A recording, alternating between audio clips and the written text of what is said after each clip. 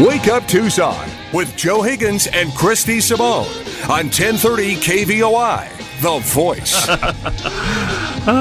7:52 in the morning. Joe, Chris, Jonathan Rothschild, Ed Alexander in the tune, 790-2040. Wake Up Tucson at gmail.com. Let's go to the phones. We got Mark on line 2. Mark, good morning. Welcome to the show. Hello. Hey, I'd like to have a commitment from Mr. Rothschild. Mayor Walkup used to appear on all the talk shows. Some of them.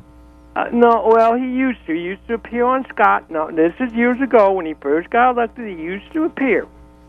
And then all of a sudden the heat came on, and the talk shows would give him a hard time. And then he refused to appear.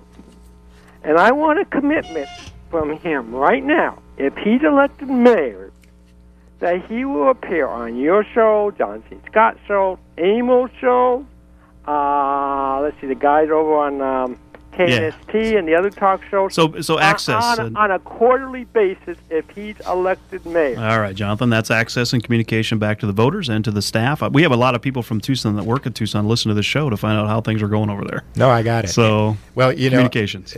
I'm sorry, the Mark. listener's name. Mark, maybe there were less talk shows when Bob started off. I have made a commitment to hold a press conference every week at the mayor's office, inviting TV, radio, and press. I have made a commitment to go out on a neighborhood town hall. There's 6 of them, and once a month, so twice a year to every ward. And I have made a commitment to be open to the media. In fact, before we got on the air today, Joe and Chris were negotiating exactly how often I would. He wants to come on every week. We said once every quarter. We're back and forth, so we're not sure. So I am going to come on. I've been on Buckmaster. I've been on Scott. I've been on this show. I've been on Mark Ross. And no, communication, and listen, everybody's got a right to know what's going on, and they got a right to know what's going on from the top, and so you have that commitment. Hey, Mark, thanks for the call, sir. Have a good day. You know, our thing with Bob was always that he would say, I'm a weak mayor and blah, blah, blah. And our thing was, look, is that Bud Foster's sitting there at the end of every council meeting with a camera and a microphone waiting for a soundbite. And if something went down at that council that wasn't the right thing, you should go up to the people of Tucson and say, you know something? I don't know what happened there. Not a big fan of it. Right, and he never took advantage of that. So hopefully, this is something you're committed to. So well, and one of the things I'm hoping is, and speaking of Bud Foster, I went out. I've been out to all the TV stations because what a different culture that is. Mm-hmm. And I was talking to Bud and said, Bud, I'm going to have weekly press conferences, and he said, well, why would I want to come to a weekly press conference of some weak mayor? And I said, well, and I talked about really what the mayor's real responsibilities are and how important a position it can be. And I said, but if you come to the press conference every week, we can continue this conversation every week. And I'm going to invite everybody because I think the best way to get that word out is for there to be multiple voices hearing it. Bud likes Earl Grey tea and Perrier water. So 790-2040. Let's go to line 3. John, you're on with Chris, Joe, and Jonathan Rothschild. What's up, John? Hey, good morning, guys. Hey. 2 questions, if I may, real quickly. What in your education as a lawyer at the University of New Mexico helps qualify you to become the mayor of a city of 1 million people? Okay. And if I may, on the second one, we're talking about transparency, communication, accountability. It's one thing to talk about it, and it's another thing to have an actual game plan to bring those things about to the city of Tucson. I'd like to know what that game plan is. Absolutely. Thanks, John. 2 good questions. I don't think going to law school trains you up to do much anything other than to be a first-year lawyer. Amen, brother.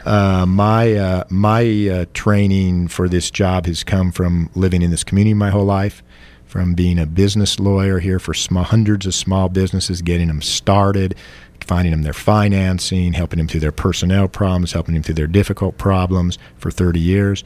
It comes from my leadership roles at Casa de los Niños as president, at Handmaker as president, as running Operation Deep Freeze, as being involved in this community on all levels, including the Parks and Recreations Commission, and I don't like to read the list. He's on more committees than Higgins. So no one's on more committees than Higgins. Jonathan, the reality is the Democrats, we are a progressive community. This is a Democrat. It's 2-1 voter advantage for the Democrats. There's a 20-year history of Democratic leadership and rule. One of the big critics Chris and I had along when it was Nina Trasoff and those folks, it was 7-0 votes, 7-0 votes. It seems like it was a party vote on everything. Very little debate, very little dialogue. How do you stand up against that machine and those folks in office that are from the same party, but does party go away once you're elected? How do you handle that? Well, for me, and I've said this over and over and over, I'm not into ideology. I'm not into partisanship. I'm into deciding things on the facts and whatever those facts are. But the fact is, you've been kind of put in by the Democrat folks. Well, you've got Tom Volge on there, and Jeff Rogers has kept folks out. They've done a very good job of. So how do you separate that? Do you think once you're in, it's kind of dance like no one's watching, and you're just going to? No. But I'd like to think that the work I did to bring this party together. I'm going to tell you, and this has come from a lot of people, and I was surprised. Everybody who I've gotten a commitment from, and I've got on my website over 2,500 supporters. I think at this point, I haven't done a count, at least 800 of them, if not 900, are Republicans and independents. It's a very bipartisan support. It's a very business-oriented support in some ways, although I've got people from all sectors. All people have said is, we want you to listen to us. We want you to tell us where you're at. After you tell us where you're at, we want you to listen to us again, to see if we can persuade you, and then we want you to make a decision. We want you to decide. Boy, do we need that right now. And that's what I'm going to do. I think your biggest challenge, Jonathan, is the fact that there are things, and you know this, that are broken on the basics of Tucson, that if they get fixed, we can turn around this place decently quickly. And what's going to happen is that you're going to have, your challenge is going to be is convince your base that there are some things they just got to let go and let happen because it's the best thing for everybody, including them. And I think that's going to be your real key if you get there. Well, I didn't take this on because I thought it was going to be easy. Yep. Yeah. And I'm ready for the challenge. I'm ready to do. I want to be able to go to sleep every night thinking I did the right thing. Sure. And if I can do that, I'm going to be happy. I don't know if we have time to answer the transparency question.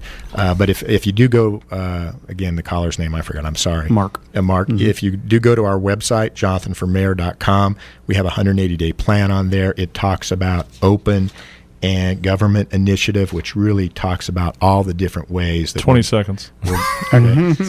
Press conferences, neighborhood town halls, meeting with area mayors and board of supervisors, traditional and social media, actually passing an open government initiative, an ordinance which will require certain things be put up so people can see them. And technology upgrades. A lot of this has to be done with technology. Well, we got to do this again, Jonathan. So thanks for coming in. It was a blast. And we will do it very soon. And good luck to you and your family and everything that's going on. All right, thank you. Sorry we didn't get to the calls. WakeUpTucson.net. You go to iTunes. Hey, Steve Jobs did that. iTunes. You can listen to all of our crazy shows. Rest in peace. Wake up. 1030 KVOI, Cortero, Tucson, 930 KAPR Douglas, and 1240 KJAA Globe, the Voice Radio Network.